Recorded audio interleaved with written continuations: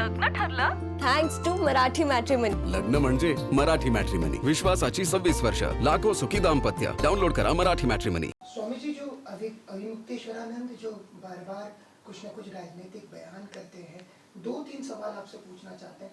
क्या वो वाकई शंकराचार्य हैं जैसा वो दावा करते हैं, और क्या कोई राजनीतिक वजह है जिसके पीछे वो ऐसे बयानबाजी करते रहते हैं? और तीसरा सवाल, गौ माता का जो मुद्दा उन्होंने उठाया, क्या कारण लगता है? देखिए, शंकराचार्य एक बहुत माननीय पद है. दूसरी बात कि जो शंकराचार्य की गद्दी है, 165 वर्ष योग्य आचार्य के अभाव में ज्योतिर्मठ की गद्दी खाली रही. वहाँ पर ब्रह्मलीन जगतगुरु शंकराचार्य स्वामी ब्रह्मानंद सरस्वती जी महाराज थे शंकराचार्य.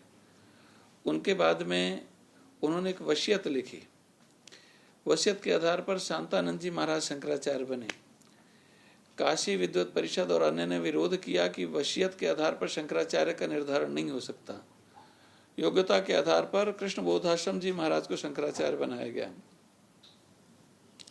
वहां से ये दो धाराएं चली, योग्यता के आधार पर कृष्ण बोधाश्रम जी, और वहां से हमारे जगतगुरु स्वामी स्वरूपानंद सरस्वती जी महाराज, और उधर से शांतानंद जी वसीयत के आधार पर, फिर उसके बाद में विष्णुदेवानंद जी और वासुदेवानंद जी.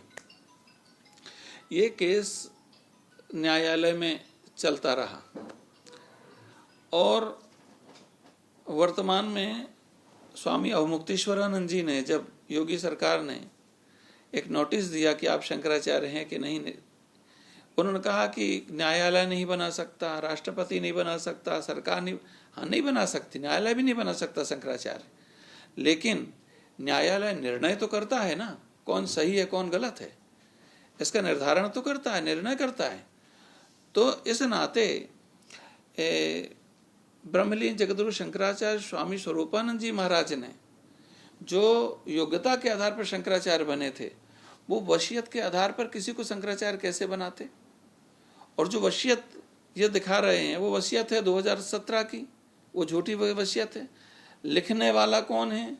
क्या ब्रह्मलीन जगतगुरु शंकराचार्य जी के पास में कोई एडवोकेट नहीं था? लिखने वाला पूर्णम्बा के नाम से हस्ताक्षर हैं, जिसको तथाकथित सखी के रूप में बताया गया है.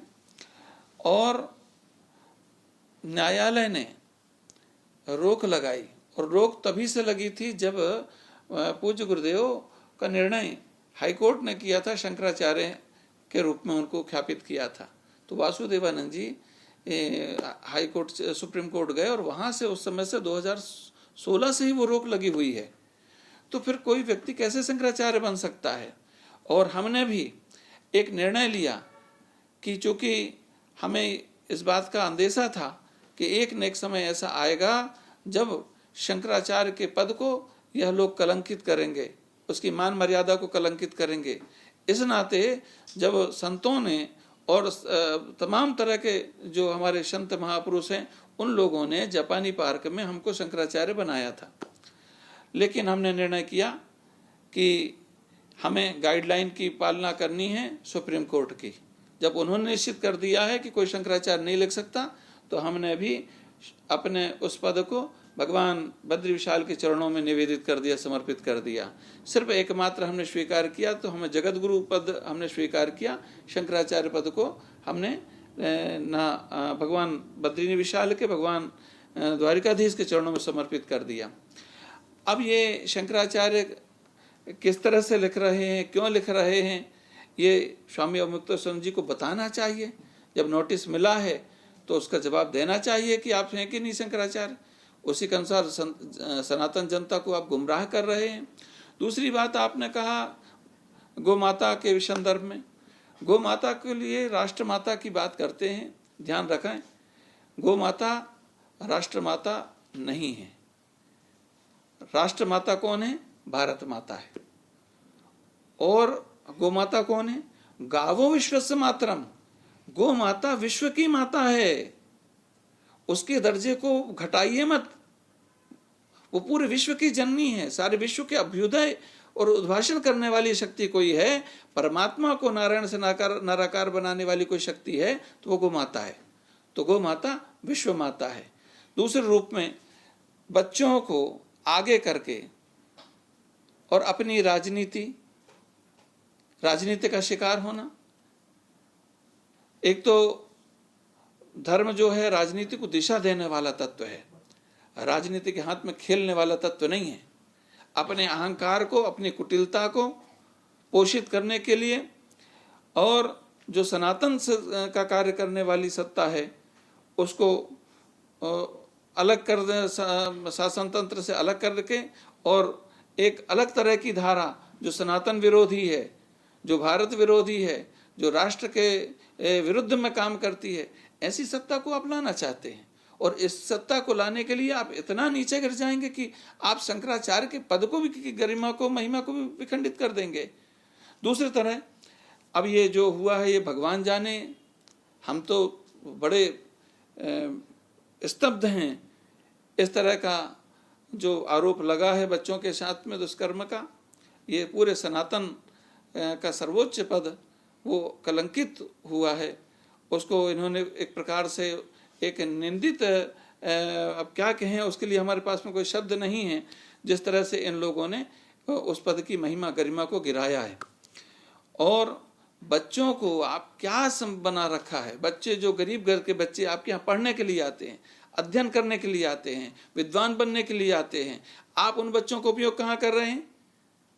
उनको बच्चों को उपयोग कर रहे हैं। जब सपा की सरकार थी तब वो कितना कूटा था उसने, आपका क्या नाम वो दुष्ट आदमी का, अखिलेश का।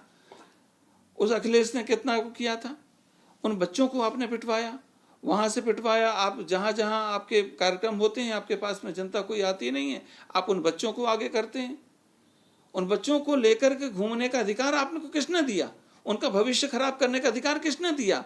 उन बच्चों के भविष्य की अस्मिता के साथ में खिलवाड़ करने का, उन बच्चों की अस्मिता के साथ में दरिंदगी करने का आपको अधिकार किसने दिया? ये विचार करने का विषय है। और दूसरी तरफ जो राजनीति की धारा एक प्रकार से योगी सरकार को और योगी जी को एक बदनाम करना चाहते हैं। योगी जी के जो सनातन धारा है उसको तोड़ना चाहते हैं, राष्ट्र निर्माण की धारा है उसको तोड़ना चाहते हैं। उसके लिए जनता को भी गुमराह नहीं होना चाहिए, क्योंकि बहुत लग्न ठरलं थँक्स टू मराठी मॅट्रिमनी। लग्न म्हणजे मराठी मॅट्रिमनी, विश्वासाची 26 वर्ष, लाखो सुखी दाम्पत्य. डाउनलोड करा मराठी मॅट्रिमनी.